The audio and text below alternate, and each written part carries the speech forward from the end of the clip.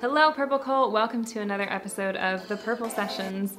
I am your hostess, Anastasia Elliot, independent artist, singer, songwriter, producer, visual creator, just creator extraordinaire. This show is where I interview experts of all fields about mental health and creativity and wellness and how they all inform each other. Today's guest, oh my goodness, if you're here, you're in for such a treat. Rob Mack is an Ivy League educated positive psychology expert, celebrity happiness coach, TV personality, and author, and the most amazing light of a person. Just, you're gonna see it. Today's conversation was one of the most fulfilling and impactful conversations I think I've ever had, and one that I desperately needed this week as I was in preparation to release my latest single called London. Check it out on Spotify or any streaming service if you haven't already. Oh, there's my dogs barking. Still going.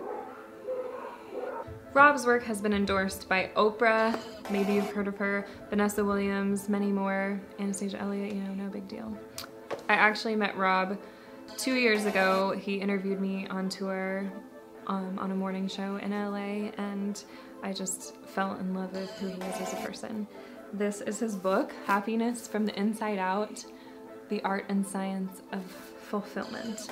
I read this book again in preparation for this interview, and it helped me so much to shift out of the kind of lack mindset to abundance mindset, which I'd kind of let slide a little bit. If you're looking to cultivate more happiness in your life, more positivity, or just, you know, get a little mindset shift or boost, this book is for you, and this conversation is for you.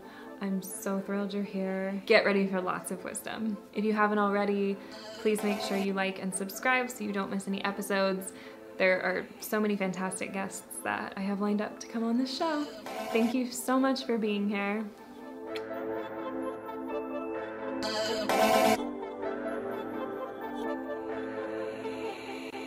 Thank you so much for being on my show. Thanks so much for having me. Excited to be here. Yes. For those of you watching, Rob interviewed me like 2 years ago now when I was on tour in LA right before the world shut down. And after I met him, I became like obsessed with his socials. And like, you're one of my favorite accounts that I follow because you infuse so much positivity in my day. And like, you know, social media feeds can be not the most positive places, and I always get a little nugget of positivity from you. So when I started this show on mental health and creativity, I was like, you have to be one of my first guests because you're Mr. Happy. Oh my goodness. I need to come on here more often just to get the ego stroke. Could use it. That's fantastic. Thanks for sharing that. You know, that feeling is so mutual. You know, ever since the first time we connected, I always feel and felt uplifted. I mean, you have such an uplifting and really inspired presence. So thank you for that. Thank you so much. Well, first, I want to start by you telling everybody a little bit about yourself and, you know, do the whole bio thing so they know who they're listening to. Yeah. So I work as an Ivy League educated positive psychology expert, which is a big term for just a happiness coach. I work mostly as a celebrity happiness coach, but I see people from all walks of life, including, you know, entertainers and entrepreneurs, athletes, and everyday people alike. And I mostly help folks live happier, healthier, wealthier lives from the inside out based on time-tested, face-valid scientific principles, and also timeless, you know, transcendental wisdom. I'm the least likely person probably in the world to do what I do because I was so unhappy for so long. But yeah, that's the short of it. I wrote a book or two, Happiness from the Inside Out and Love from the Inside Out. There it is. There it is. Yes. It is. There it is. Brilliant. Everybody should read this book. Oh my goodness. I just read it again this week in preparation for this. And I, you know, like, obviously you can reach places of happiness, but like you talk in your book, like sometimes you need a recalibration. And I've definitely been in recalibration phase right now. And it was like the perfect kind of slap in the face, wake up call, bit of inspiration that I needed this week to be like, I've let some of these things slide that, used to be kind of my cornerstones in life. It's easy to let it slide. I mean, life is busy. There's lots of noise out there, and it can be a slippery slope because you let one thing slide, and next thing you know, you might find yourself spinning or spiraling a little. So yeah, you're not alone there. I think it's been a tough few years for most people. Yeah, it has. So my first question for you is, what's the secret to happiness? I'm partially kidding, but like, if you could kind of sum up and like just quickly, like, what is like one nugget? Like, I want to start with like the best little nugget takeaway you could give people. Yeah, so I'm gonna give you two. So All two right. for the price of one. Okay, yeah. So there's two myths around happiness that we want to bust immediately, and if you bust these two myths and you can see through them, you'll discover the truth about happiness. The first is that happiness is in the past or future, right? Happiness is not in the past or future. Happiness is always and only available here and now. The second myth is that happiness is in something or someone outside of you. And as a myth, the truth is that happiness is always inside you and only you right here and now. So if you can really believe me when it comes to, with respect to that, you're already halfway down the journey. That's the first thing. Second, so in other words, it's about looking for happiness where it exists and really lives instead of looking for it where it doesn't exist and doesn't live. In other words, the world and other people and other things outside of you. So that's, I'd say, the most important thing to remember. Second, I'd say if you can remember that by prioritizing happiness, you're making success in all life domains and life arenas much easier for you and also much more likely for you. You'll get even further along in this journey, right? So most of what I want to share first is just that it's incredibly important to prioritize happiness above all else and to remember that happiness is now or never and within you or nowhere at all. Mm-hmm. I think that's amazing. But I think a lot of people live kind of the opposite, like their own happiness is kind of the last thing that they think about. And, success, money, relationships, making sure everyone around them is okay. Especially, as a woman, we have like that kind of caretaker, like, family and our relationships and our jobs. And we're very, giving beings, and happiness is kind of one of the last things on the list. So that's like a total like inverse way of thinking about living and mindset. Absolutely. And I'll just say, because I get that, I was raised by, my mom and my dad, but I spent a long time with my mom and my sister. And I have historically been a people pleaser to the ninth degree. I mean, I love loving people. I love, being able to be charitable and kind and generous. I mean, it comes sort of naturally just because that's the way my mom is. And, you can deplete yourself pretty quickly that way. And if love is anything, it is your self-love shared. If happiness is anything, it is your self-love shared. And so you really do need and want to prioritize yourself and prioritize happiness within yourself if you care about other people. Like happiness is your gift to other people. And so love is really happiness shared, right? Your happiness shared. And just to support that, just so you know why I say all of that, lots of studies have been done, thousands of studies over decades. And we know that success doesn't lead to happiness, but happiness does lead to success. In other words, happy people live longer, 6 to 7 years longer than their unhappy counterparts. They make more money, about $600,000 to $700,000 more on average over the course of their entire lifetime than their unhappy peers. They get married earlier, stay married longer, and are happier in all the relationships, whether they're married or not, than their unhappy counterparts. They experience less job burnout. They're more creative, productive, efficient, effective, and efficacious at whatever they're doing than their unhappy friends and partners and colleagues. They are rated as more attractive, right? So physically rated as more attractive. And it's not the other way around. It's not that they're attractive and therefore happy. They're happy. And there's something about a Duchenne smile, the kind of smile that you have, the one that you can't fake, that's real, that is perceived as attractive. Finally, happy people are much more charitable, kind, generous. They donate more time, money, energy, blood, and resources to social causes and to other individuals, right? So happiness actually makes you in some way a better person, right? And so if you're wanting to be a good person and you're wanting to give to the world and to your friends and colleagues, you want to make sure that you're filled with happiness. And then when you share, it's not with an expectation of reciprocity. It's not a quid pro quo kind of experience. You're sharing without any strings attached, simply to relieve yourself of the burden of carrying around so much peace, love, and joy inside all day. That whole little soundbite that you just gave was like the perfect elevator pitch for happiness. Like, up. Like, sounds like just life all around, just better when you're happy, which is, kind of an obvious, but it's obviously very difficult, which is kind of where I want to start with you, because I know in your book you talk about, the dark places that you've been. And I think when people think, oh, this is the happiness coach, or like they don't maybe think about the fact that you've, probably been to hell and back more times than you can count.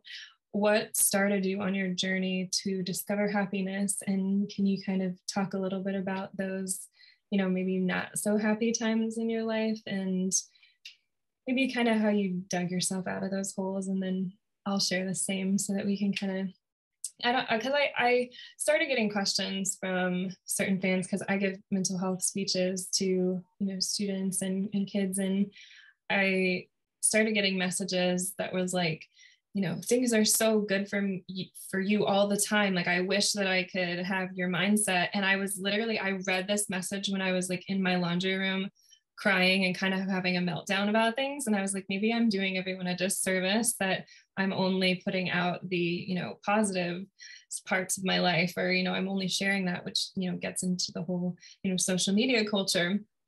But yeah, like, we are not always happy. It's a process. It's not something you can achieve. It's something that's a constant journey, and it's very difficult. So yes, I want to start with the difficulty of it. I love you sharing that, by the way. And this is another reason why you and I connect so well. I, again, am the least likely person in some ways to be a happiness coach, because I've spent most of my life being deeply unhappy, at least the first half. I mean, my first memories of being alive are memories of being depressed, deeply dysphoric, self-loathing, self-hating, full of anxiety, stress, and worry all the time. And I always just thought and assumed that as I got older, I'd grow out of it. I thought, well, I'll eventually make some friends. I was very shy. I'll make some friends and I'll hopefully become a professional basketball player. That was always my dream. Didn't happen, obviously. And I'll even go on to maybe make some money, and I'll do well in school, the whole nine. Well, a lot of those things happened. I did really well in school. I was salutatorian of my high school class. I made some friends along the way. I had an incredible girlfriend early in life, spoke with 5 languages, very talented. And despite things going so well athletically and academically, and even relationally to some extent, despite having a Big 5 management consulting job, I just became unhappier and unhappier, more and more depressed, to the point that I began to experience suicidal ideation daily, dozens of times a day. I thought about killing myself more than I thought about anything or anybody else in the world. I was obsessed with the idea, mostly because I was coming to a recognition that, first, nothing was making me happy. Everything was making me less happy. It was that. Second, I was really struggling to feel gratitude about anything, even the seemingly biggest things: running water, roof over my head, a healthy family, or a healthy body. And then I was also deeply disturbed by this existential anxiety crisis, really.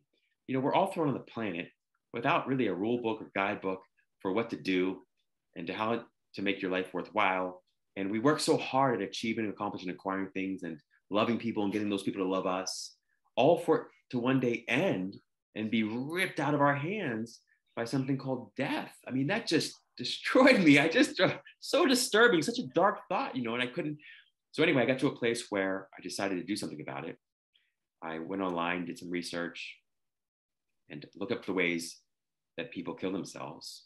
And I discovered that a lot of the means and methods I didn't have access to, a few of them that I did have access to, felt very violent and almost too dramatic. So I decided I was going to slash my wrist. So I got a kitchen knife and dug it into my wrist. Still have Suicide test marks there on my wrist to this day. But something very strange and unpredictable happened in that moment. So as I was digging this knife in, and the funny thing about being in that position is that you're trying to end your pain. I didn't like the idea of more pain, right? So I didn't go in as aggressively as I could have. And in that moment, for no good reason, without any of my external situation, conditions or circumstances changing, and remember, I had a pretty good life, I felt this inexplicable peace and love and joy just wash over me for seemingly no good reason. So that was mind-blowing, to say the least. So at that moment, I just decided to postpone the suicide for like 10 or 15 minutes. A very tall order at that time. I didn't think I could even make it past 5 minutes. But I decided at that point to start doing a different kind of research. And one thing led to the next, and it's been several decades later, and my entire life has changed. Wow. Yeah. That's quite a story. Yeah. Kind of wild. Life is wild. Life is wild. Life is wild, which will catapult me into my story. I grew up in an amazing family. We were very close, but it was definitely not an emotionally intelligent family or environment. It was very much the everything's perfect, nothing's ever wrong. Like, we don't really talk about feelings kind of family.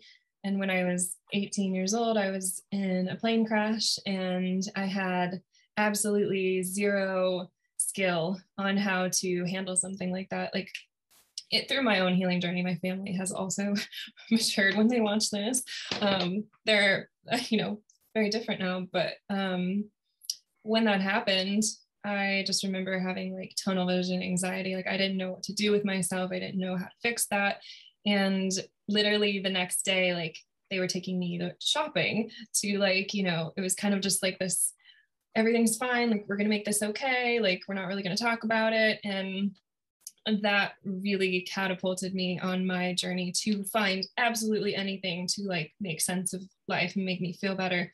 And I started, meditating like crazy, and I dove into yoga and Reiki and, studying every self-help book I could find, hypnosis.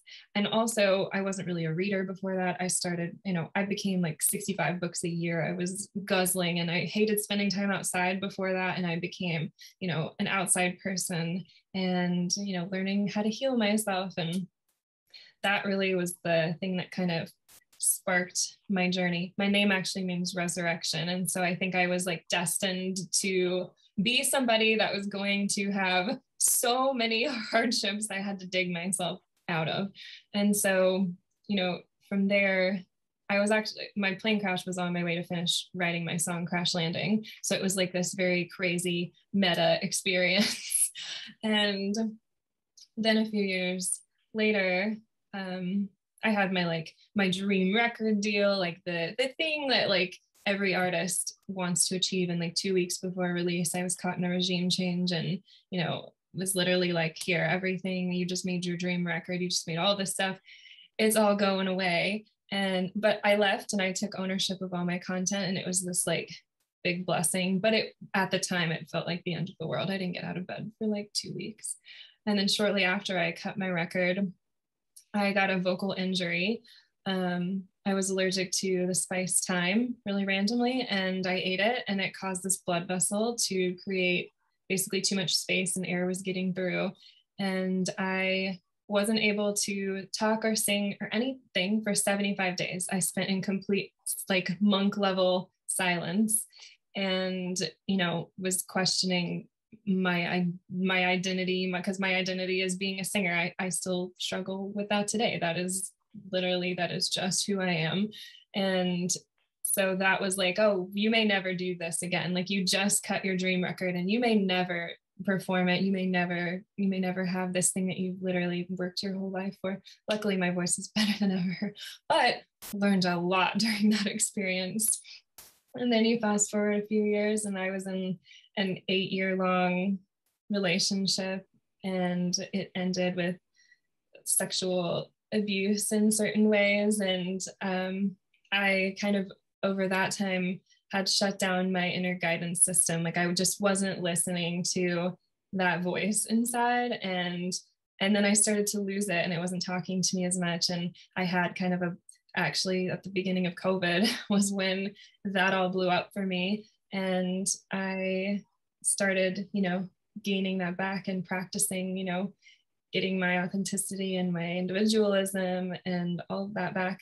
In that process, I lost, a kid that I spent 10 years raising, and it's just been a crazy 10 years. But also in that process, I've been working on this album and project that I'm about to release. And, this week is like the first single in 2 years. The start of this rollout of this baby that I've spent 10 years crafting, which is, like as you talk in your book a lot about, success and happiness being tied. As excited as I am to put this out, it's absolutely, 10 years of my life is about to go out, and I have expectations, and I want it to do everything in the world that I want it to do. And so I am fascinated with kind of the dark side of happiness and the PTSD and like trauma recovery and kind of the tragedy that you need in order to have those highs. Like you have to have those opposites, and kind of the darkest times in my life have become my favorite times in some ways, because that's where I really found myself. That's where I really started to grow. And that's where, like, I feel like those are the times that up level you. Like I feel like when you meet somebody that hasn't really been through much, they're a little surface, like there's not a lot there. And the people that you meet that are usually, the ones that you may perceive as the happiest or the most, they've been through some shit and they've dug themselves out. So I don't know, that's my little quick story on my own journey through tragedy and happiness. I am so deeply grateful and in awe of what you just shared. Like, thank you so much. I did not know any of that. Nobody does. Actually, this is maybe my first time diving into a lot of those stories. For a long time, I didn't want to talk on my socials. I was very kind of detached from that. And now I don't know, I'm just feeling like the calling is the story. And so I'm here for it. You're here for it. I'm here for it. I'm here for it too with you. I have to say, and I want to just speak to the really profound insight you shared there, which is so many of them. But one of them was the contrast effect. It is the contrast of life that makes it so beautiful in so many ways, right? And it's, as the expression goes, it's not a setback, it's a setup for a comeback kind of experience. And it's so true, right? And there's a great quote by Elizabeth Kubler-Ross, I won't get it right, but she basically says that it's the people who have been through the most who become so sensitive. And that's what makes them so beautiful. And that beautiful people don't just happen, right? They're the ones who've been through tragedies and trials and tribulations, then they come out triumphant in the end, right? And that is so you. I mean, you are just a living, walking, talking testament to all of that. And I am too, right? And there's also a happiness that I would say that we all feel, that I would call non-sort of dual happiness. So there's the happiness that's the sort of dualistic kind of happiness, which is like, you kind of only know it because you experience the opposite of it, right? So it's like the tight shoe and you take it off, there's relief there. And then there's that deeper happiness there too, that I know you know very well yourself, which is that peaceful aliveness that's always there underneath even the worst of experiences, the worst conditions, circumstances, the worst of thoughts or feelings or emotions. There's a peaceful aliveness there that undergirds or underscores even the most challenging or adverse circumstances, conditions, thoughts, emotions, sensations, perceptions in your life. And getting in touch with that peaceful aliveness that's underneath all of that is probably one of the greatest tips, tricks, and tools in your happiness, or at least in my happiness journey. Right. So anyway, I just wanted, there's no way we could unpack everything you shared there because it was just all so good, but yeah, worth unpacking that. Oh, definitely. But I think when you kind of get pushed to those places, that's where you find that kind of like low level hum of happiness that you can connect to. But I even see it in my relationships. Like I became a way less reactive person and a way more responsive person through all of that, because you kind of, I think, learn how to become more of like an outside witness to everything, and you're not so in the throes of it. Because I think when you're when you've been through the muck and you're in the throes of it and then you get out of it, you're able to kind of stay out of it and keep backing up, I think. If that's totally. It's such a, someone said a lot of meditation, right? Because that's precisely it. It's being able to observe and not become lost in your thoughts, feelings, sensations, or experience of life, others, or yourself even, right? So that sort of detached, sort of dispassionate observing or witnessing sort of presence. If you can observe it, you're not it. If you can observe it, you're not it. And so the challenge isn't really when the boat is in the water. The problem is when the water is in the boat, right? So how can we live in the world and yet not be of the world, like live in the crazy, confused, chaotic world, but not let the crazy, confused, chaotic world be inside us, right? That's the challenge and opportunity. And you clearly are living that more and more, I think. Trying to. Yeah, all of us. We're doing it. Yeah, doing it. Are you a fan of the Enneagram? And if so, do you know your number? I am. I'm a 9. I'm a peacemaker. A peacemaker. I see that. What's yours? I'm a 3. I am the achiever. If I don't have success, I'd rather die. I can see that, but you like are a real mellow, cool, chill. Like, you don't read as like. I'm the 3 with a lot of self-work.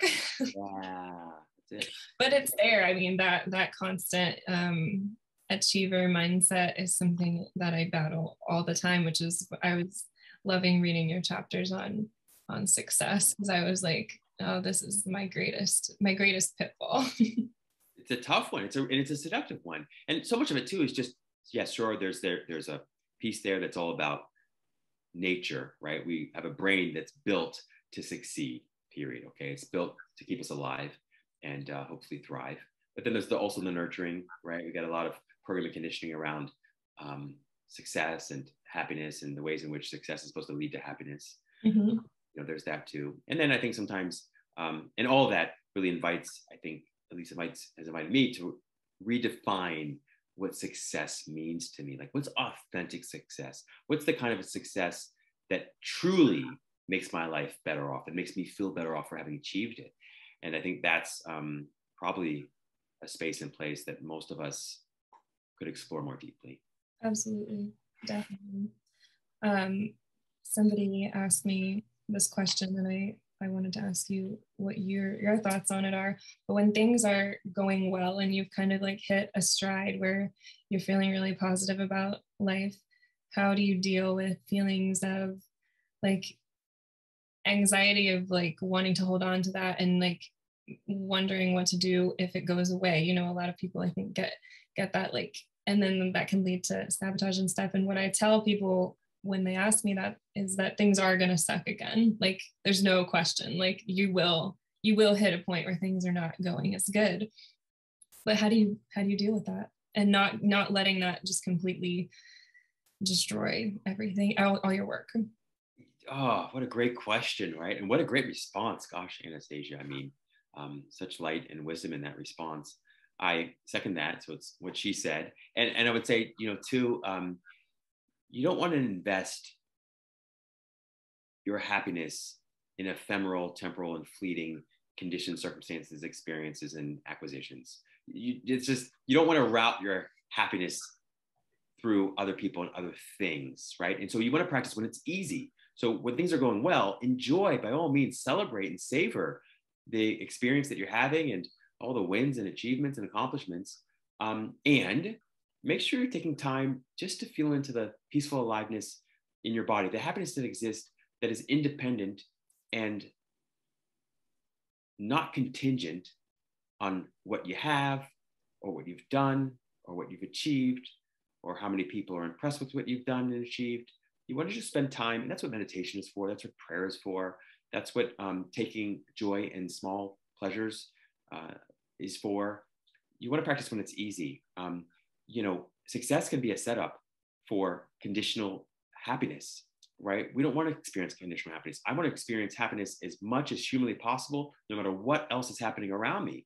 And you'll notice that even when you're happy, like you said, you can feel an undercurrent of anxiety or stress, or you can begin to worry that the happiness is going to leave. But that's an invitation for you to base your happiness on that which is eternal and infinite and is not fleeting, is not ephemeral, that is not shakable, that is not conditional.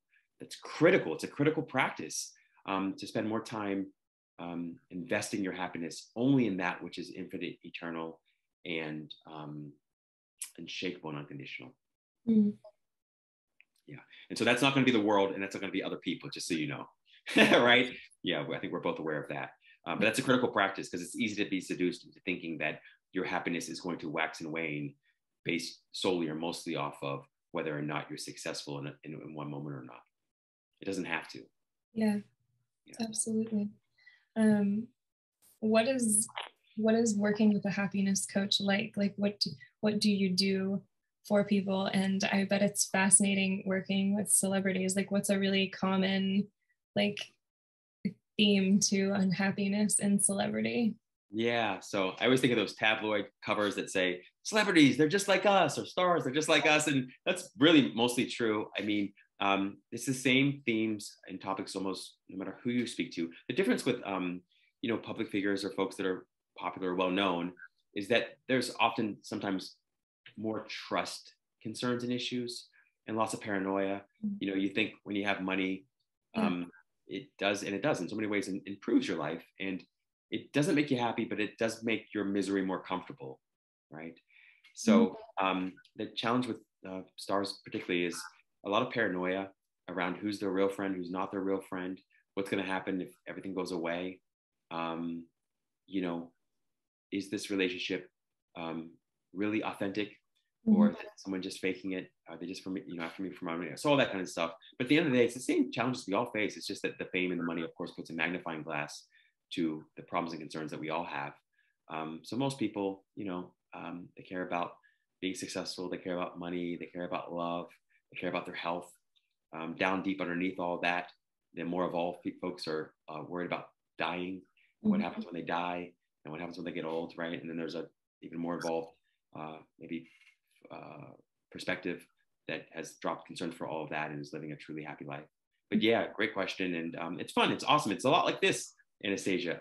Not always as evolved as this conversation is, but it's the same kind of experience, which is just two people who genuinely want to feel good. Yeah, I think everybody wants that. Just, I don't know. I think it's on people like us to help them get there, like to give them something to hold on to. Absolutely. That's fun part. Especially in this world, Anastasia, that's why I love these conversations with you, because, we could use the light. We could use people's light. We can use their happiness and peace and love. And it's too easy to get distracted by an unhappy world that seems to be always in conflict. And if you're distracted by that, then you will let that world dim your own light, and then you can't be a light for anyone else. Yeah, absolutely. Yes. But in your book, you have principles of happiness, which I think are like so fantastically summarized. I'm going to read them. I'm not going to quiz you on your own book. I'll probably fail. That's exactly it.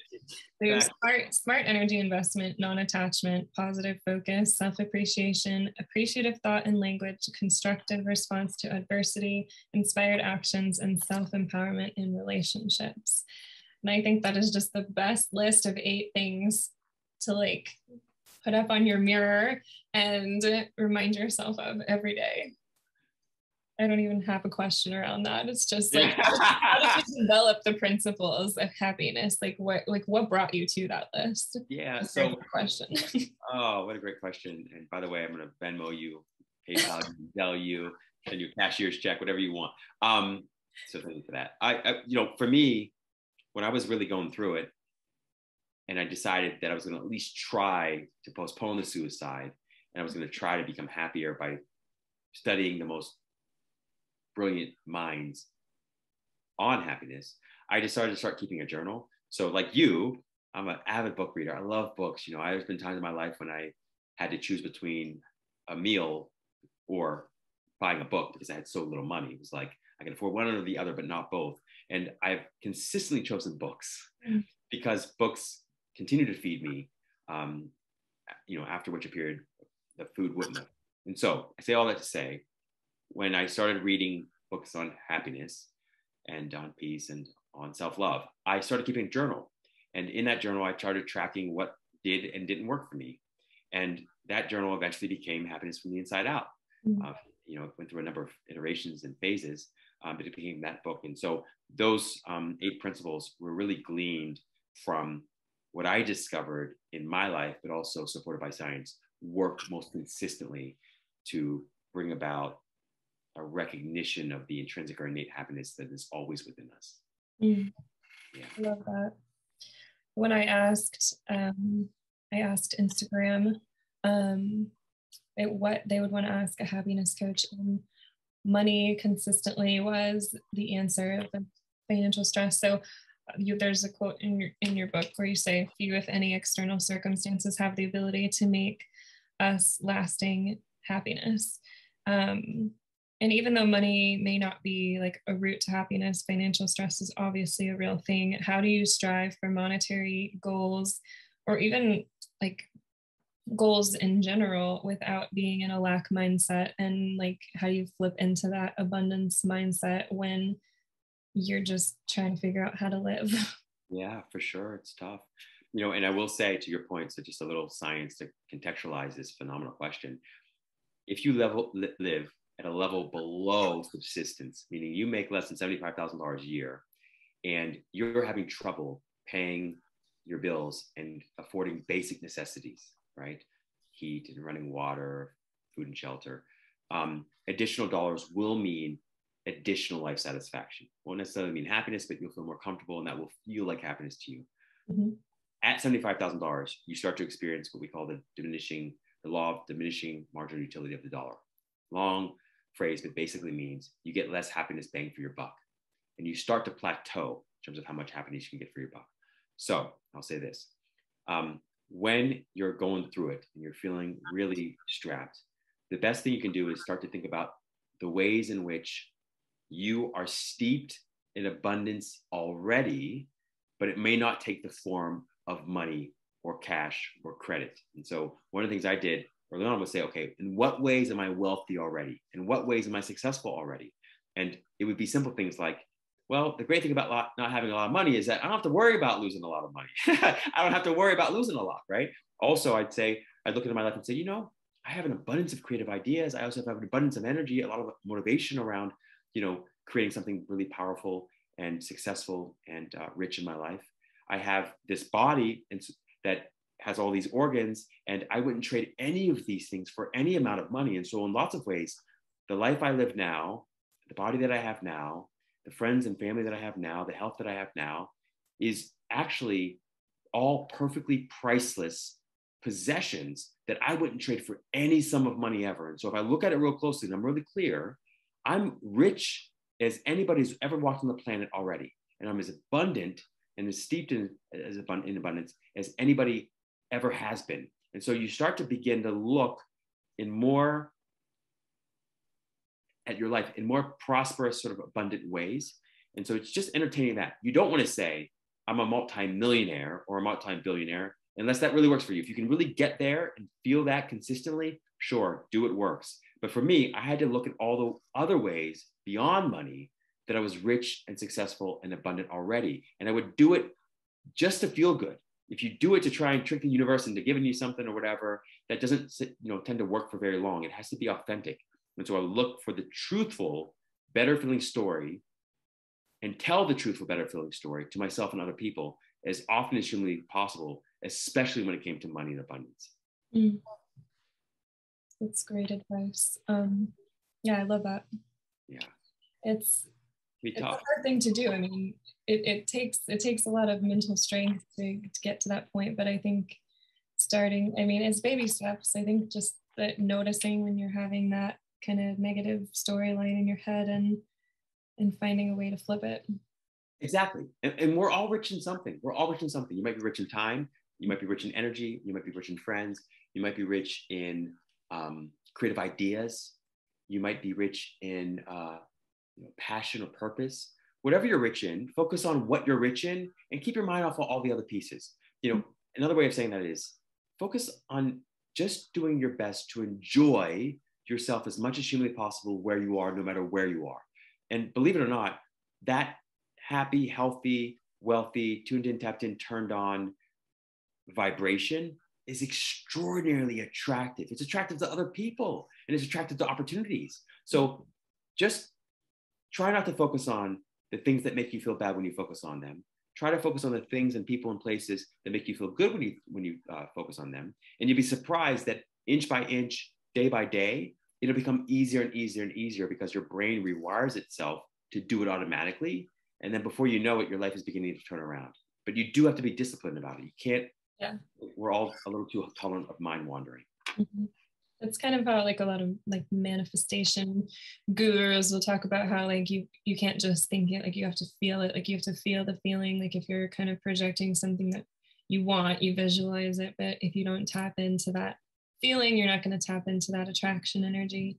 And it's probably also that you're not going to get that spark to like make the differences that you need to get to that future thing that you want.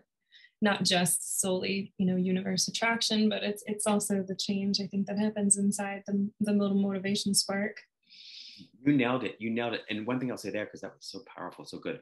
You know, there were plenty of moments in my life when I'm like, I'm rich, and I really dug in and felt it. And often things would just show up out of nowhere. And there were times where I did it and maybe I didn't do it as effectively or whatnot, but things didn't come. Or I just couldn't feel into that kind of like rich, abundant, prosperous energy.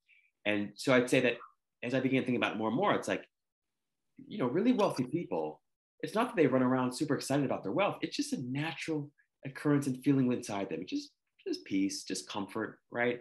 And so you do and want to make it something that's a heart experience, a visceral experience, as opposed to just being a mental or intellectual one. Mm-hmm. And it doesn't have to be, you know, puppies and ice cream cones and rainbows either. It just needs not to be this like depressed, anxious, desperate, needy vibration or experience, right? So as the expression goes, needing nothing attracts everything. It's more like that. It's like, it'd be nice if this came. And I know that bill collector's calling, but you know, it'll show up in good timing. And I don't need it. I'd love to have it. I have a preference around it. And I'm sure it's coming in divine timing. But as soon as you really relax about it all, then things start happening on their own. There's something very magical and miraculous about relaxing. And relaxing becomes the most difficult thing in your life. Yes. Yes. But you talk about how, you know, happiness is in your control, even though it may not feel like it, and that you can focus on like the voluntary factors of daily behavior, state of mind, consciousness. What is in your like daily practice toolkit that you have that makes you happy? And do you have like advice on how to find those practices for yourself? Because obviously different things work for different people. And for like starting that process when maybe life doesn't feel great, is it a total overhaul, or is it, you know, small things and setting yourself up for success versus discouragement? Yeah. In the beginning, I was so depressed and doing so poorly that I basically, you know, in school, well, at least back in my day, they have opposite day. Yeah. So opposite day, right? Okay. So for me, I was like, I'm going to have an opposite life here. Like I have a corporate job. I hate Stanza. Yes, exactly. It was literally that. Now started watching Seinfeld. I'd never seen it before. And I was dying laughing when I read that new book. Cause I was like, I just watched that episode like last week. That was me. I was George Costanza. I just started doing everything opposite. And so I would say that the low-hanging fruit is to first identify what I call your happiness islands. Those are things, people, places, activities that allow you to feel inspired, uplifted, energized, happy to be alive for very little reason, right? And with very little time, energy, and effort. You want to schedule more of those things into your life. And if you struggle with that, you can also identify your happiness values. Those are things, people, places, activities that make you feel drained or de-energized or exhausted, even just thinking about those things. You want to schedule those out of your life. For me, my happiness islands and what my day looks like generally most days, and I'm not recommending anyone else do this, just what works for me, figure out your own thing. But I wake up super early, so I'm 3:30 a.m. I get up. Yes, I know. It's like a little painful, and I always feel funny saying it, but yeah. What time do you go to bed? It sort of depends, but usually I turn off my phone by like 7:30, 8. Man. Yes.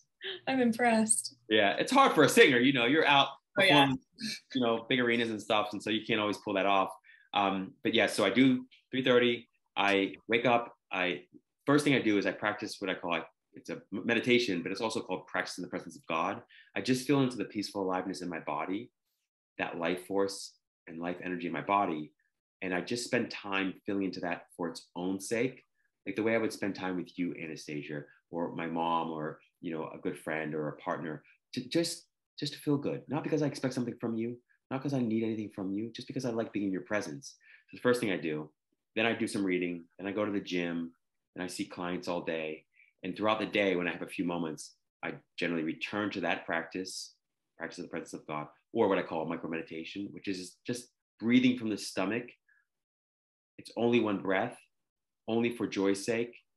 I do it as often as I can. And I pretend like that one breath I'm taking, that one moment, is the last moment I'll ever get on this planet. So I really try to juice or milk that one breath in that one moment for as much joy as I can possibly get out of it. So yeah, I'm also big about going to the beach if I can, going to the pool. I love being out in nature. I love being in sunshine. But yeah, that's what my daily routine mostly looks like. I love that because I think sometimes when I think like I can get really caught up in like having, the perfect morning routine. And I was so strict with myself for a really long time and kind of living an overachiever mindset, thinking that I was just like nailing self-care. But in actuality, I was not, I was over functioning and not really doing what I needed. And I never, I was always proud of myself. I never missed meditation. I never missed my journaling. I never missed this. But like, I don't know that those practices were actually fulfilling me. So now my approach to having like a morning routine or a daily routine is I like know all the things that bring me joy, and I just kind of pick what I need that day, and it's not so structured. So my like opinion on morning and evening routines has shifted greatly, but I like the happiness island approach a lot more than like your set routine that you always stick to. And is, I mean, obviously discipline to some extent is important, and people, like human minds, like routine, but I don't know that mine does. And I would agree to. I love what you're saying and sharing here. I agree. I think for lots of us, self-care is almost a synonym for self-punitive or self-condemnation or self-judgment. It just becomes one more way that we beat ourselves up and torture ourselves on the way to happiness. It's totally unnecessary. And you do want to check yourself. And I just love your self-awareness around that and you trusting your intuition, because self-care should be care. It should be love. There should be a sense of experience that you're feeling more relaxed and more at ease and happier, right? And we can use almost anything to further our overachieving mind, right? And to further this self-punitive experience that we often mistake for self-care or for self-love. So yes, I'm with you there. I think it's important. My self-care, like what I choose to do changes on the capacity that I have, because I mean, any given day as an independent artist, I'm doing 15 jobs and there are not enough hours in the day for me to get nearly enough done that I need to. And so sometimes like my self-care is staying up till 2 a.m. watching The Punisher because I freaking feel it. Yes, I love that. You remind me of something here. That was really great. Like, it's alignment over achievement. Bottom line, it's alignment over achievement. So whatever makes you or allows you to feel good is going to not only feel good, that's the point of it all anyway. It's going to also help you do good, do better than you're currently doing. And we do live in this infinite universe where something hangs the earth on nothing, rotates that earth around the sun, or rotates it on its axis around the super hot star we call a sun, has been doing this for millennia. Whatever that life intelligence is, obviously a lot more brilliant and brighter and wiser and intelligent than our own finite mind. that same life intelligence is within all of us. And I think we can partner with that. I mean, I think we're one with that, but we can partner and cooperate and collaborate and co-create with that infinite intelligence. But that requires alignment. You have to give it space to operate. And so if you relax by watching The Punisher, or you relax by taking a bubble bath, or you relax by going for a walk, or whatever it is, it's perfect for you. Whatever lets you tap into, tune into, and turn on to that infinite life source that feels more like alignment than a desperate, needy effort to achieve, is going to actually help you achieve so much more in your life. That's what flow state is. Flow state is a loss of self-consciousness, loss of time consciousness, where you're so deeply consumed, engaged, and enjoying what you're doing that you have no time to evaluate how you're doing. So any activity that lets you take your mind off all your problems and the need to achieve so much so fast is going to let you feel and get aligned. And in your alignment, you're going to find more achievement. I love that. So you heard it here. You can take some time off. It's okay. I promise the world will continue to go on. This brings me to success. So you say like the pursuit of success is actually a thing. It's actually, oh my God, I can't read my handwriting. It's a thinly veiled pursuit of unhappiness. There you go. And that happiness based on success is a moving target.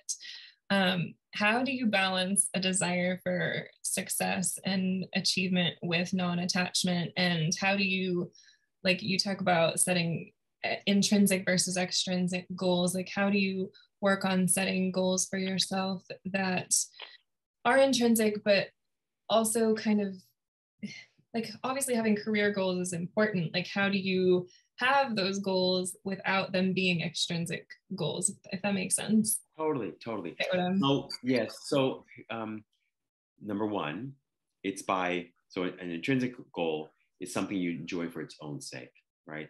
I have no doubt about it, love creating music and performing for its own sake. You would do it even if you didn't have the tens of millions of people show up. You would still do it. You'd do it in your shower. You do it, anytime you have an opportunity to do it, you do it for its own sake because you enjoy it so much. Intrinsic goal. Extrinsic goal is something you do only for the result you get. So if you only did it because you wanted to be famous, if you only did it because you wanted to make a ton of money, that we call that an extrinsic goal. Now, here's the beautiful thing.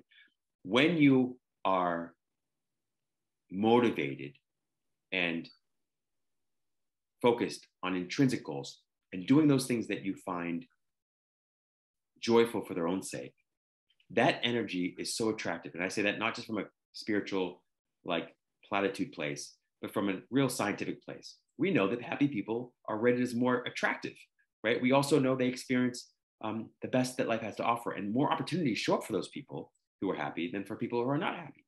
And so if you're really wanting to achieve in the world, you're wanting to make sure that you get aligned on the inside by prioritizing what you love doing for its own sake. If you don't focus on what you love doing for its own sake, you're not going to be able to compete with people who do love what they're doing for its own sake.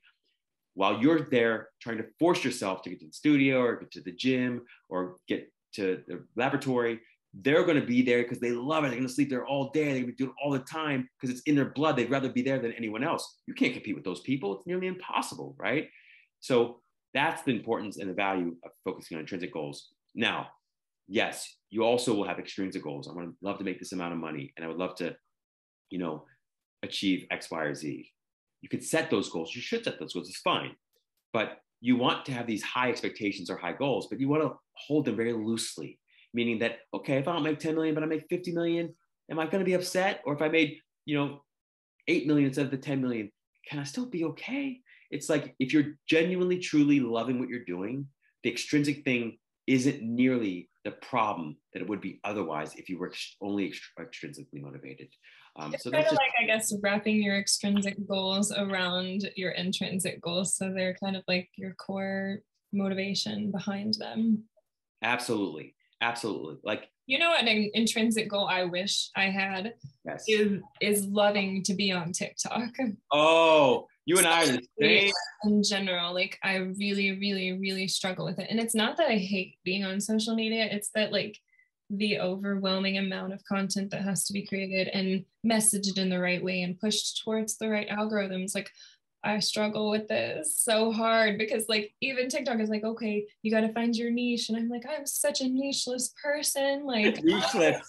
Nicheless. oh, not made for this platform. But it's kind of, it sucks how like business right now, like it's such an important part of the business and community building, but it's a hard thing. Like I think social media is so difficult, and it's like one of the things that equally makes me so unhappy, but also makes me happy. Like when I do get to connect with people that I really love or people that find me on there, it's awesome. But it is the like when I find myself crying over TikToks or like crying over having to make like certain social media content, I know my workday is done for the day. I'm like, I got a break. Yeah. I can't even make anything in this state.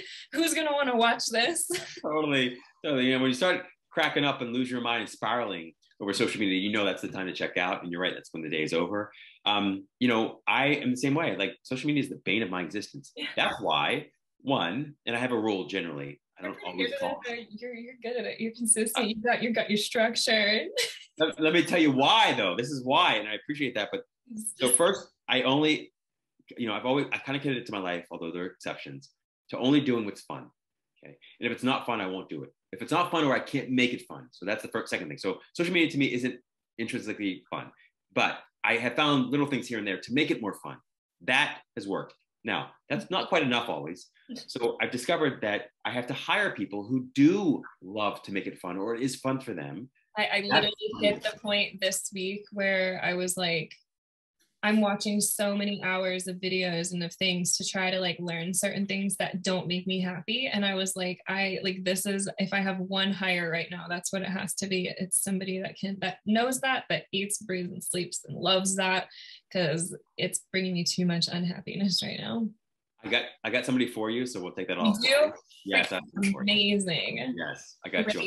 I'm on the search. Yes, I got you. The other thing I'll say real quickly too is like, look, it's great to have a social media presence, and lots of people do really well that way. And most of the most successful people I know don't have any social media presence at all. And so success and opportunities can come through lots of means and directions and angles. As much as I've worked on continuing to build, and I've got a long way to go, build my social media presence, like most of the opportunities, in fact, almost all of them that come to me, the real big ones, never come through social media, ever. Like ever. So everyone's a little different. And I know we can all feel like it's the one and only path to success or to brand awareness or whatever.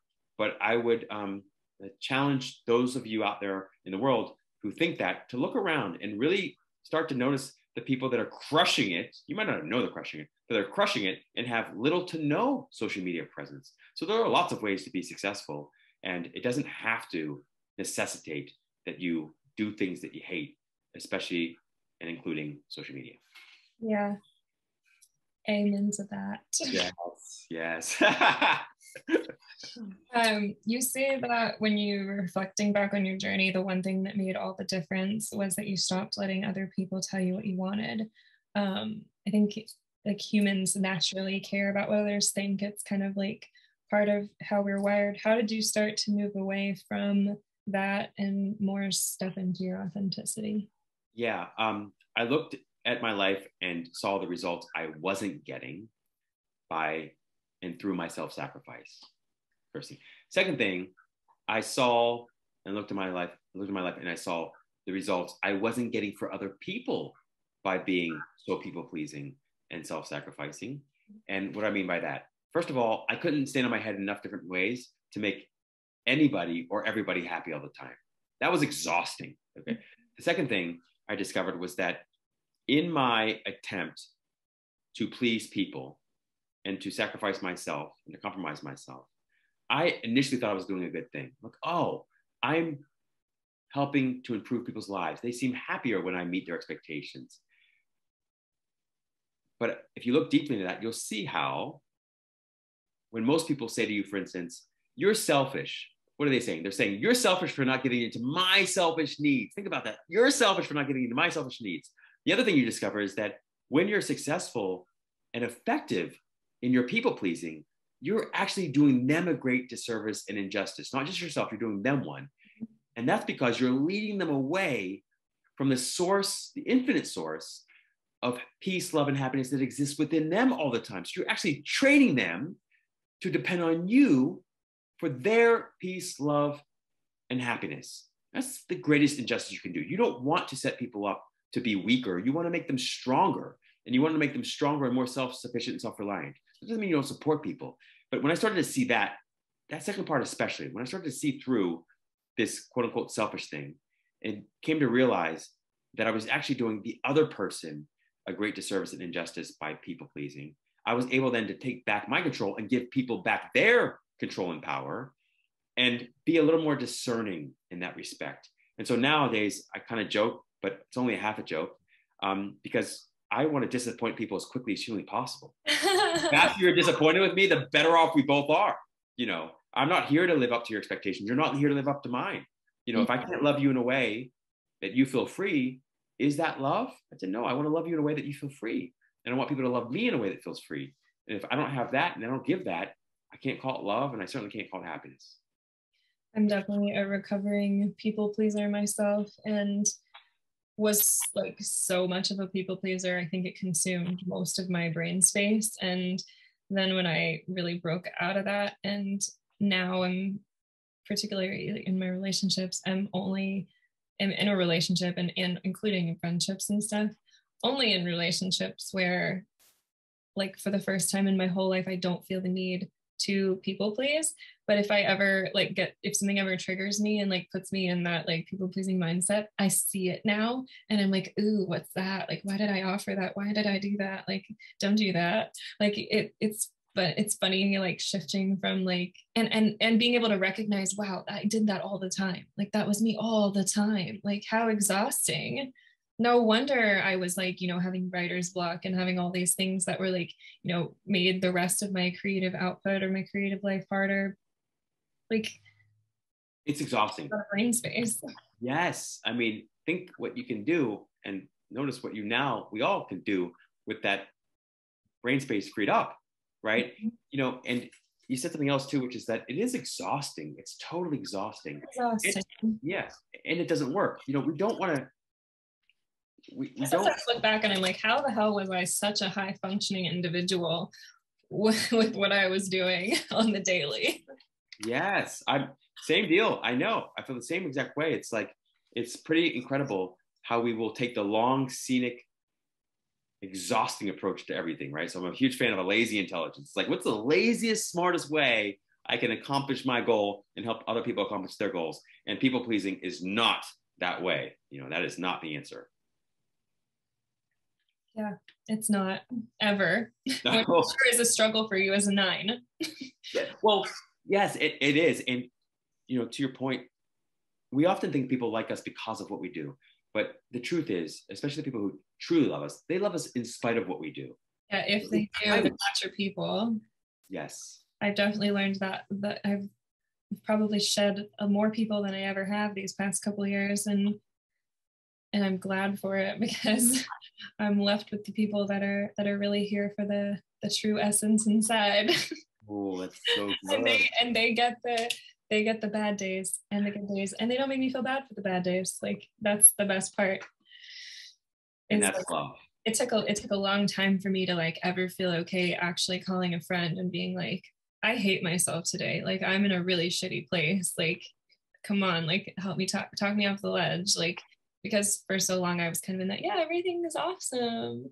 Everything's going really awesome. But now, like, if my mental health toolbox fails me, because sometimes there are days where it does, and you go through the list of things and then like nothing's really helping, the people in my life, like, there's certain friends I call for different things, but like certain friends, like, they're like the backup, like, emergency net, and they are amazing and dig me out of more things than ever. Like, it's a cool thing, and I really put a lot of weight now on encouraging people to develop good relationships, and especially for women. I think women have a hard time developing good relationships with other women. It took me, like, honestly, the last few years was like the first time I ever think I had good friends, like really good friends. It's not an easy thing, but I think it's so important. Why do you think that is? Why do you think?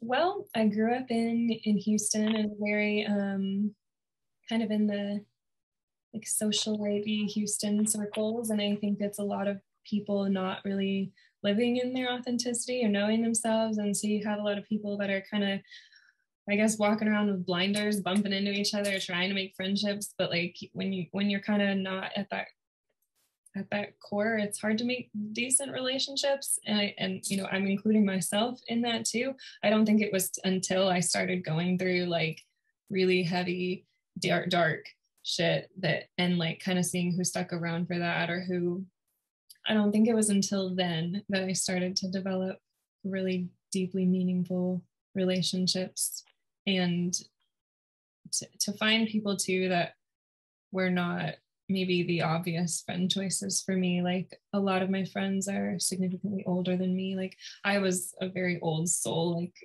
I mean, I didn't ever really vibe with people of my age. And so I was always the really young person with older friends. And those were the people that I got though. Like those are the people that I feel like understood me. And it took, I finally now have friends that are my age, but it took a second, I think, for people to kind of mature, I guess. No doubt. Yeah, but it also is totally my fault too that I didn't have great friends, because I think it was that like lack of wanting to be vulnerable or share, and like lying to people and kind of living in this like, you know, yeah, things are fine, like I'm doing great and I'm a singer, this is what I do, like that's like everything about me, to then being like switching over to that vulnerability phase. And I probably went like totally 180 and started oversharing. Like I know I can do that. And I have had periods where I've told strangers like the deepest, darkest details, goriest details of my life. And I think that's kind of what happens when you go from being completely closed off, and then you're like, woo, everyone here's their problems, and then finding your balance, because who you share your shit with, you do have to be cautious of your energy sometimes. So I don't know, I think all of those reasons are kind of why it took me a long time to build community. I'm glad I have it now though.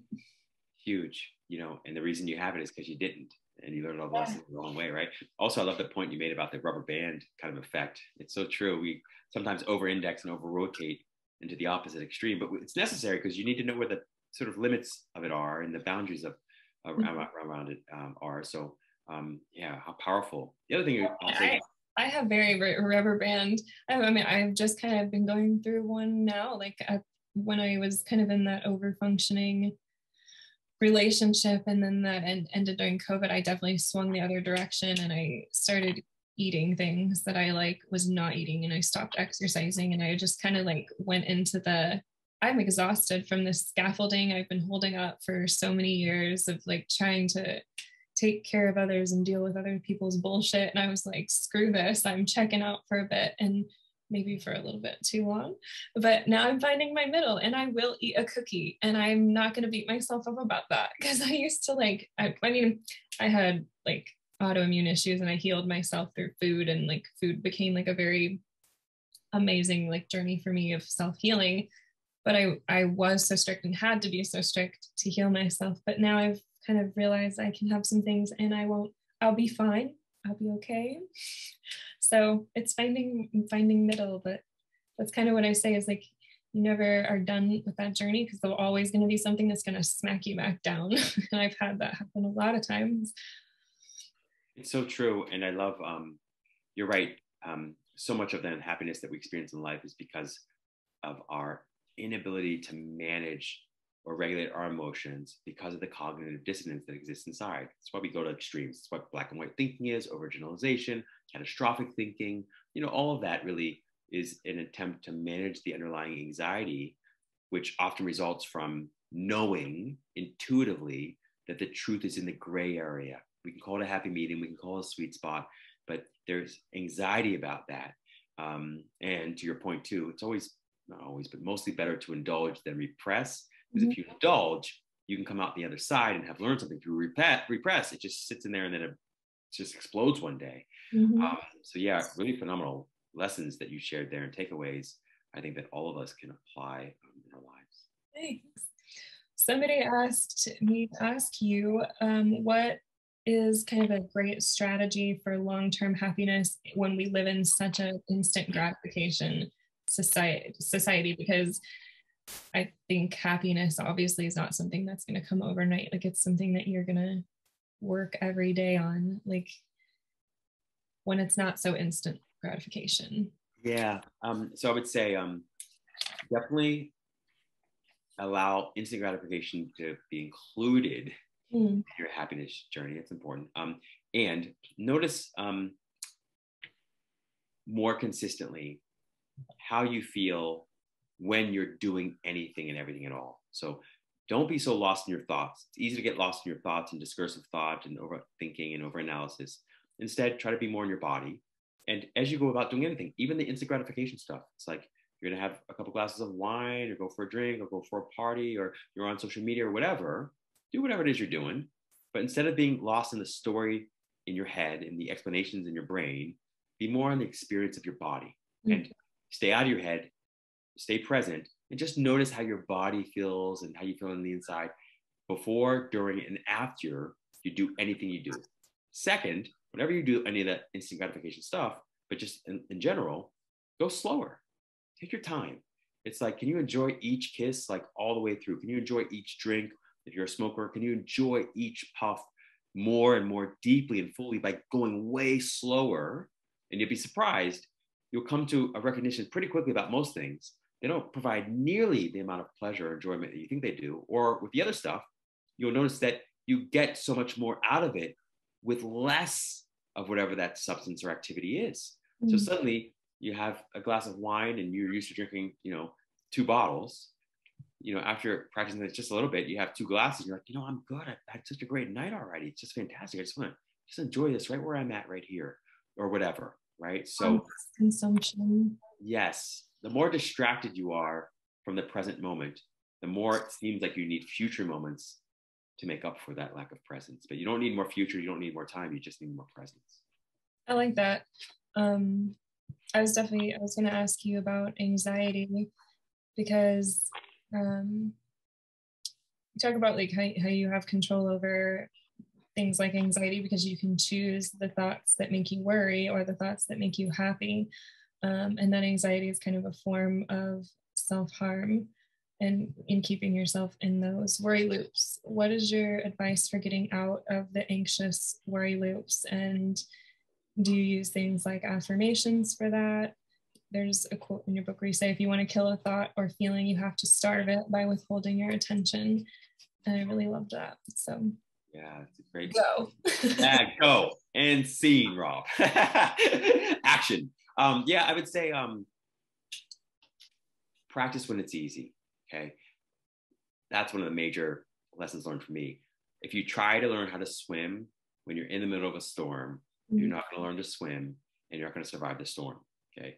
Instead, when you're going about your day and things are going pretty well, that's when you practice what I'm about to share. And what you want to practice is spend more time experiencing your body than explanation in your mind or explanation in your brain. Okay. That's number one. So if you're Swiffering or folding clothes, can you just Swiffer? Do you have to also think about what you didn't do yesterday, what you're not going to do tomorrow, what you do want to do? Can you just be in the moment? Can you just, if you're doing laundry, you just be in the experience. What does it smell like? What does it feel like? Just breathe, right? There's a Zen expression, which I love.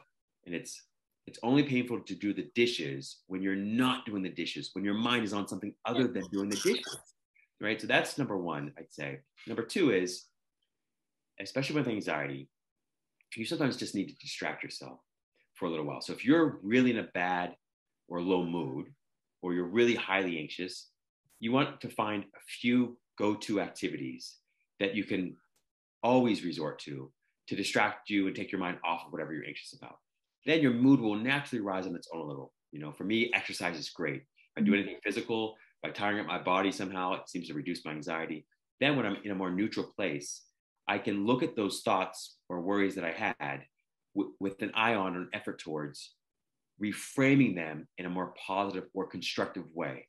So it's like, say I have $0 in my bank account. I can then at that point say, I'm broke, not constructive, not positive, doesn't make you feel better, and certainly doesn't motivate you really. Or it's only up from here.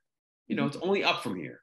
So that positive reframing piece or constructive reframing piece is critical, but it's easiest and most effortlessly done when you're in a position of emotional neutrality, not when you're spiraling hard. It's really hard to reframe a thought when you're spiraling hard. That's the time to step back, distract yourself, meditate, practice a micro meditation, be more in your body. But the real key is to just go to the body. Where do I feel this anxiety? Where do I feel this stress? What part of my body? Okay, I'm just going to observe it without judgment. And then I'm going to bring my focus back to something like the breath. And I'll breathe from the stomach. If you breathe from the stomach, you're going to induce the relaxation response, right? So you turn on and off your nervous system in a specific way that helps you to relax more easily. The more you relax, the easier it is to reframe your thoughts. So that's the major few, I guess, insights around anxiety.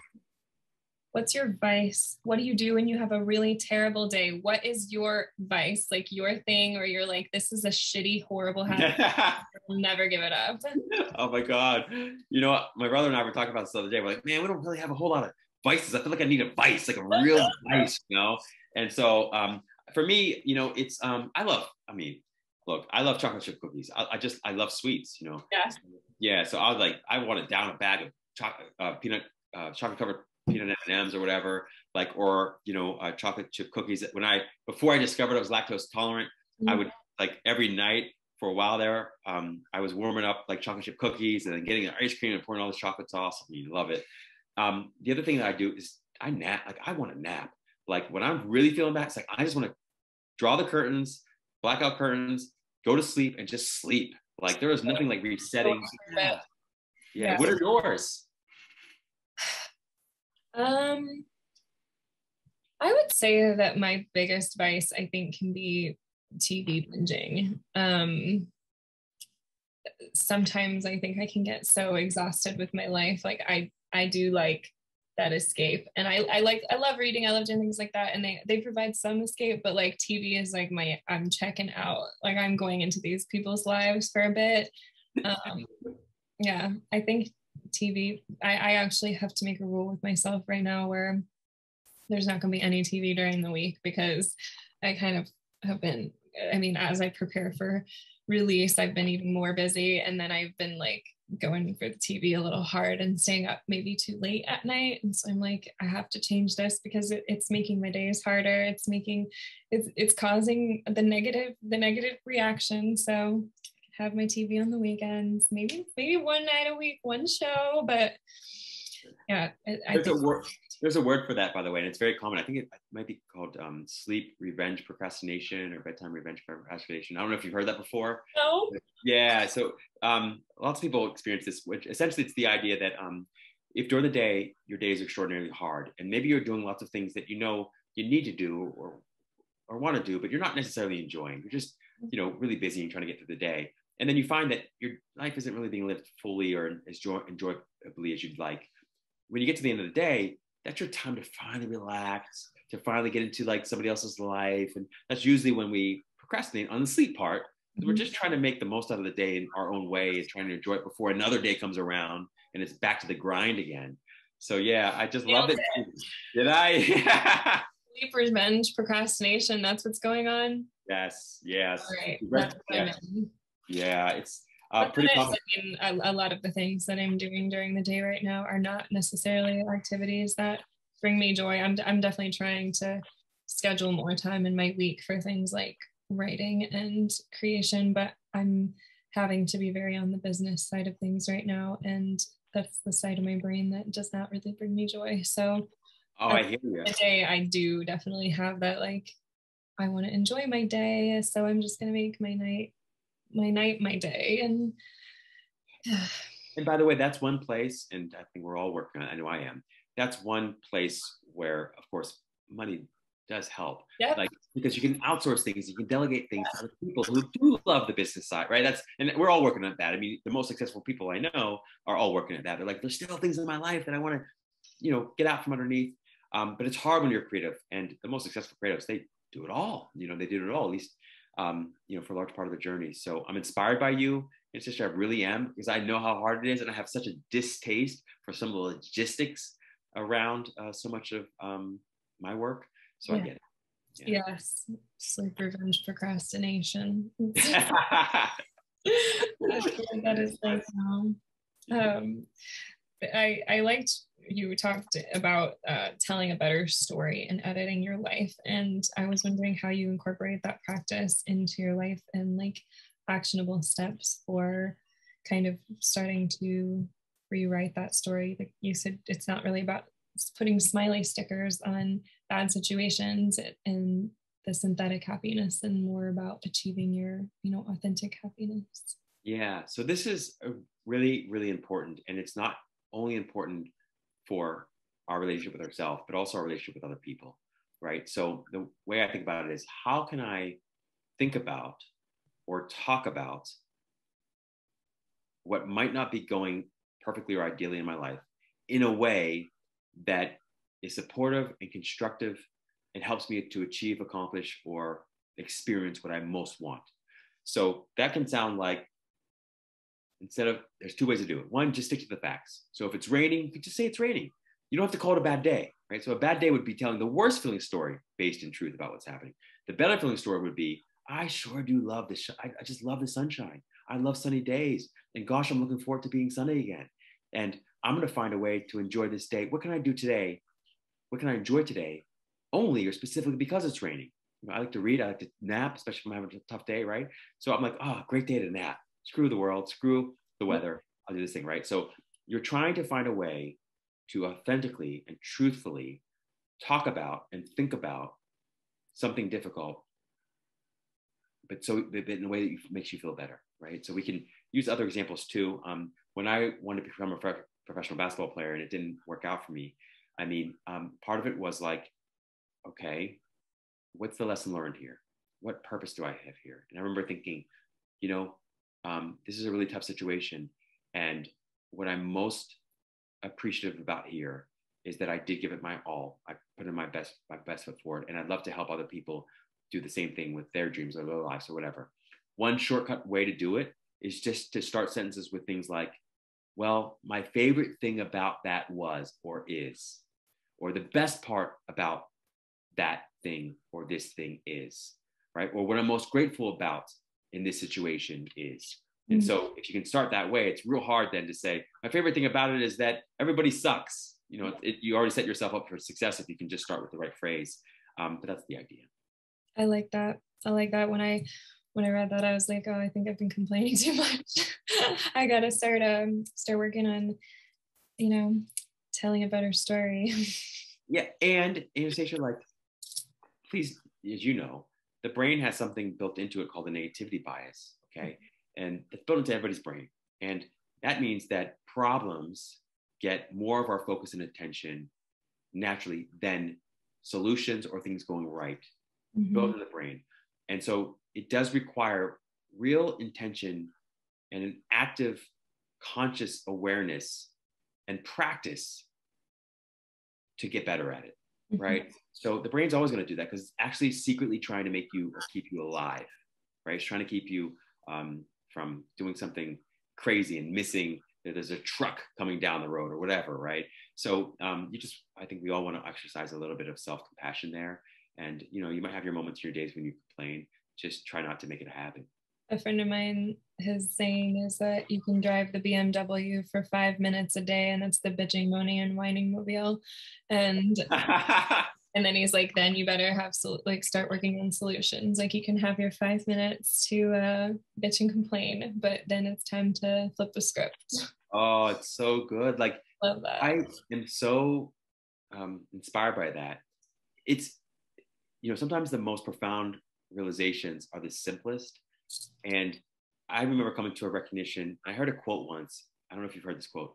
The law of flotation wasn't discovered by contemplating the sinking of things. So the way I hear it is this: happiness won't be felt or experienced by focusing on unhappy things. To be happy, you have to focus on happy things, or at least things in a happy way. So whatever it is you want to feel peace, you got to focus on the peaceful parts or aspects of your life. Happiness, you got to focus on the happy aspects. Success, you got to focus on the most successful aspects or elements of your life. Same thing with success, right? Yeah. Or love. I mean, so yes, the most important piece is to focus on what you want to feel, not what you don't want to feel. How do you define unhappiness? Because I think maybe when some people think of it, they would think of like the lack of unhappiness is happiness. So how do you define happiness without the lack of unhappiness? Yes, good. So happiness, true happiness, the kind of happiness I'm talking about, which we can almost better describe as an alive peace or a peaceful aliveness. It's not, unhappiness is not the opposite of happiness. Unhappiness is the obscuring of happiness. It's the veiling of the innate, intrinsic, inherent happiness that exists within you all the time. So think about it this way. A cloudy day seems like it's the opposite of a sunny day.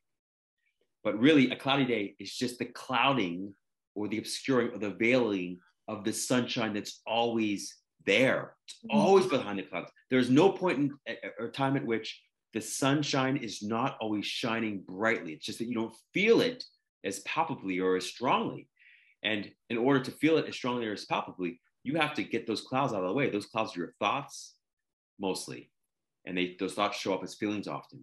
So that sunshine is always there. You just want to do everything you can to put yourself in the sun's way, right? To make sure that you turn your attention back upon the sun and not just focus it on the clouds. I love that. That's great. That's profound. That's profound. That's great. I love it. Okay. If you like, is there a song that makes you really happy? Like, do you have like a happy playlist that like music? Does music kind of shift your mental state? Like, is that absolutely for you? I mean, nothing shifts my mood faster than music, probably. That or what I'd call practice the presence of God, but music for sure. And I have so many songs I love. I have a very eclectic taste in music. So many. So I have a very strong inkling and inclination, though, that it's going to be this new release of yours. Just saying, I feel very strongly about that. So I'm going to put that number one. And then I'm going to say after that, I mean, there's so many songs. I mean, if I hear Alicia Keys songs, so many of them. I mean, still New York State of Mind is like, Empire State of Mind is a great, I mean, but just so many. Like I sometimes listen to old, like to Dido or Nora Jones, or I'll listen to, I mean, Guns N' Roses song. I'll listen to Jay-Z song. It's like so many songs. Michael Jackson always makes me feel like, oh, you know, you just want to dance and smile. So yeah, I do have quite a few songs actually that. You should make a happiness playlist. That's a great idea. Yeah, that's a great idea. Yeah, you should do that. Taking a note of that actually. Yeah. That would be awesome. Well, I mean, I could literally interview you all day, but I've already kept you a long time. So, is there anything else that you would like to tell our lovely watchers? Yeah, well, first and foremost, I could talk to you all day, Anastasia, and I so appreciate not what you do. I mean, you're so talented, and you're so brilliant, and you're always show up in such a beautiful way, inside and out. And so I'm so grateful that you would invite me to a conversation with you. I'm humbled by that and honored by that. So thank you for that, most of all. Okay. And second, in terms of the audience, I would say, look, life is extraordinarily difficult. There's no question about it. It can be very, very tough. And if you prioritize happiness above everything else, happiness is inevitable. But if you prioritize anything or anybody above your happiness, happiness is nearly impossible. As long as something takes precedence over your happiness, you will always find happiness trailing far behind. So prioritize your happiness, learn everything you can about it. In the end, you'll discover that it's not so much about learning new things about happiness as much as just dropping everything you already know and practicing that spaceless space and placeless space of not thinking at all. I mean, my happiest moments are when I'm just sitting here and looking at Anastasia. Don't have to think or whatever. I'm just listening to an incredible song, right? So I would say that just, you know, recognize that you deserve to be happy and that happiness is the greatest success. But also, if you prioritize happiness, you'll find that happiness leading to success. I love that. Amazing. Yeah. Well, don't leave. I'm just ending the recording. But bye, everybody. Bye.